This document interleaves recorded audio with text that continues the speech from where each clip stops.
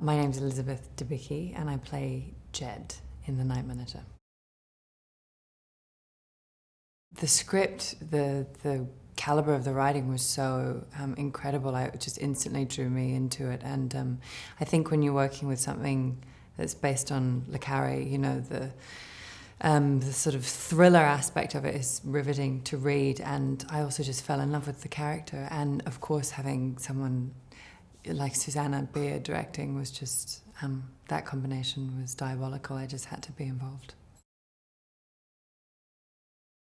It's a really interesting combination of sort of thriller and the sort of spy espionage element of it, but also, I mean, geographically where we shot this was an incredible combination of backdrops, and I think the cinematography is just astounding, and the characters are really unique, and yeah, I think it's just a really exciting narrative to watch.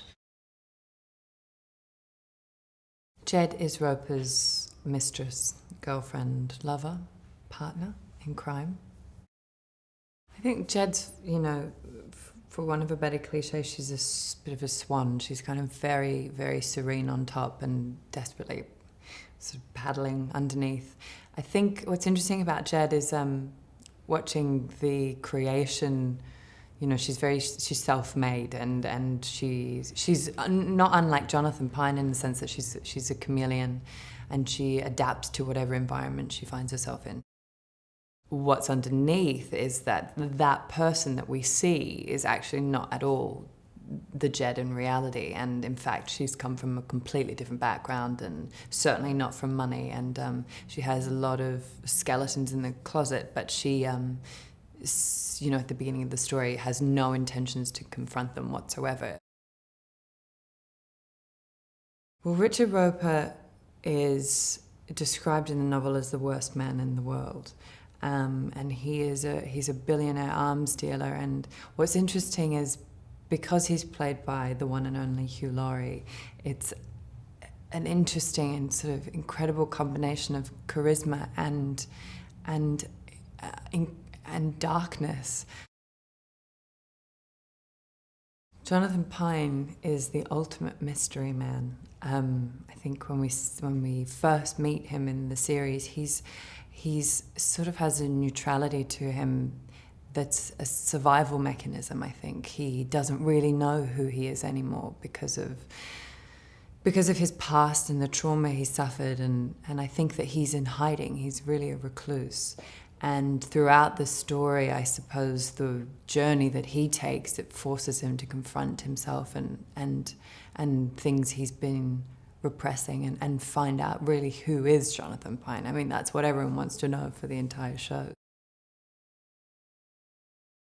What Tom brings to the role is this kind of sort of clandestine chameleon, almost sort of like ninja-like ability to sort of slip in and out of the shadows and be these different, you know, forms of Jonathan Pine.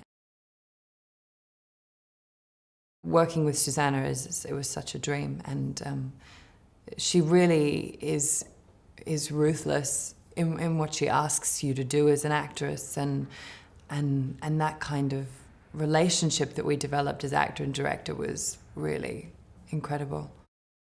There's an interesting combination of beauty and savagery, I think, in Susanna's filmmaking, and that was part of the reason I wanted to work on the show.